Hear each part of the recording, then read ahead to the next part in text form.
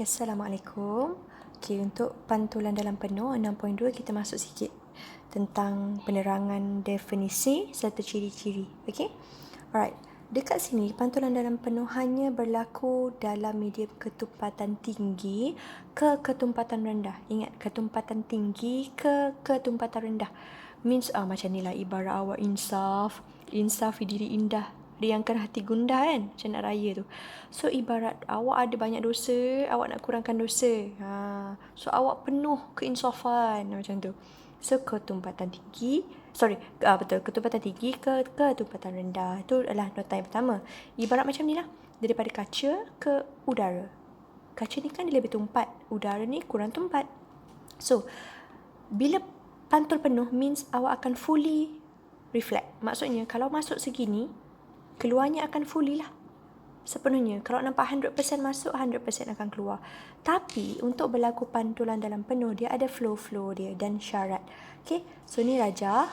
Okay, jom saya ceritakan syarat-syarat. Okay, yang pertama, ni kena clear betul saya nak awak tulis yang tadi, bagaimana fenomena pantulan dalam penuh berlaku, ketumpatan tinggi ke rendah, betul? Yang kedua, saya nak rajah ini dan penerangan ini dibuat. Sekurang-kurangnya ada 3 penerangan. Sebab kalau dia tanya 3 markah, 4 markah, inilah yang awak kena terang. Okay, yang pertama, first, apabila sudut tuju kurang daripada sudut genting, ini I. Apabila I daripada normal ke sinar ni adalah kurang daripada sudut genting. Andai kata I saya bagi 30, sudut genting 35, means I kurang dari C. So bila dia kurang daripada C, sudut genting, so apa yang berlaku? Dia akan bias keluar dulu. Okay? Dia akan keluar. Macam tajuk awal awak belajar, pembiasan. Namun apabila saya ada satu garisan yang ni, okay, sekarang dia macam ni kan? Okay, andai kata saya gerakkan, saya besarkan lagi. Nampak? Saya besarkan I tu. So, bila saya besarkan I, dia punya bias tadi, dia akan jadi 90 darjah. Tengok saya punya jari ni. Sekarang dia macam ni kan? Okay, saya besarkan I. Nampak? Bila saya besarkan I, saya punya sudut bias tu sudah menjadi 90 darjah. Itu adalah flow yang kedua. So I sekarang adalah sama dengan C. Nilai I sekarang adalah sama dengan C, which is katakanlah tadi 30, sekarang saya besarkan menjadi 35, sebiji macam nilai C. So 35 is equal to 35. So bila I sama dengan C, R tadi 90 darjah, betul? Kemudian apa yang berlaku adalah automatically ada lagi satu garis keluar. Maknanya ada 2 garis lah. Garis yang pertama 90 darjah, garis yang kedua dia akan pantul keluar sepenuhnya. Ini adalah fenomena pantulan dalam penuh. Alright? Okay.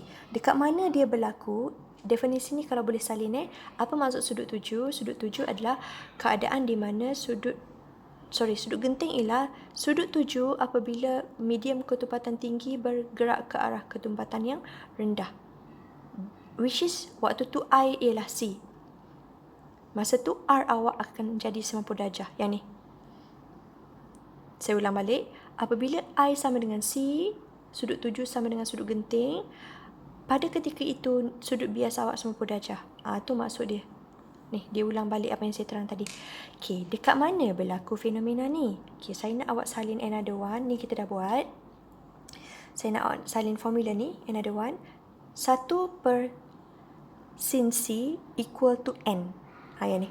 1 per sin C equal to N.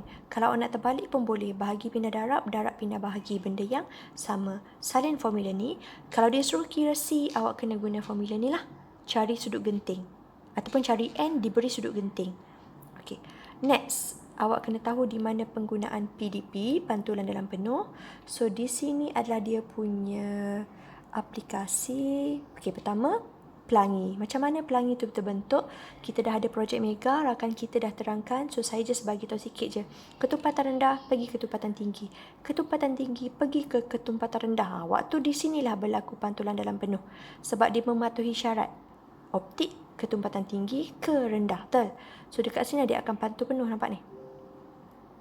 Okay, next.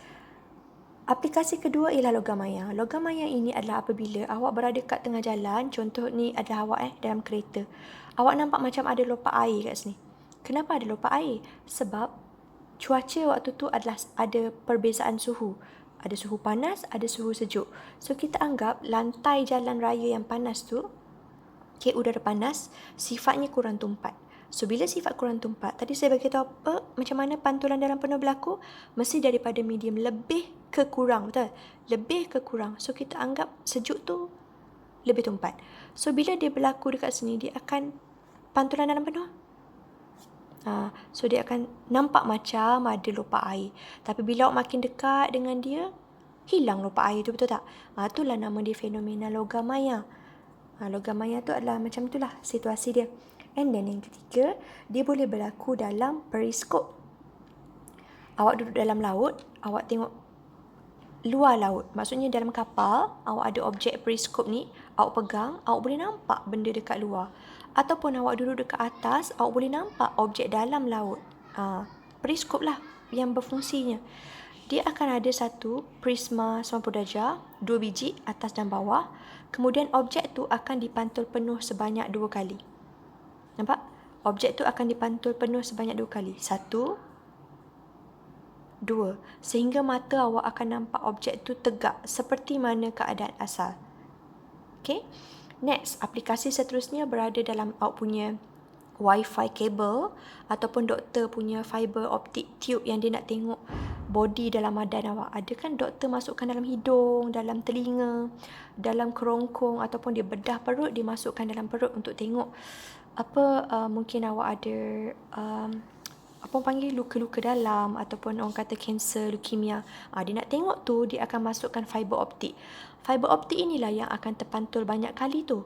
Macam mana dia terpantul banyak kali? Sebab dia mengalami pantulan dalam penuh. Kenapa dia mengalami pantulan dalam penuh? Sebab ketumpatan tinggi, sinar tu bergerak ke ketumpatan rendah.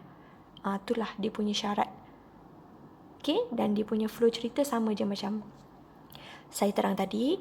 Dan yang terakhir selalunya soalan suka tanyalah jalan raya punya cat eye. Cat eye ni maksudnya mata kucing, pemantul jalan. Kan digelap kan? Bila ayah awak buka lampu kereta, kan selalunya lampu kereta tu akan buatkan cermin-cermin ni keluar cahaya kuning. Betul? Inilah nama dia cat eye, pemantul jalan raya. Cahaya daripada kereta tu akan terpantul balik keluar secara pantulan dalam penuh. Sebab tadi, daripada optik ketumpatan tinggi ke rendah. Okay, inilah dia punya cara sinar dia. Dia akan banyak aplikasi lah, so kena clear. Alright, sampai sini saja pengiraan, nanti kita akan buat latihan semula. Terima kasih.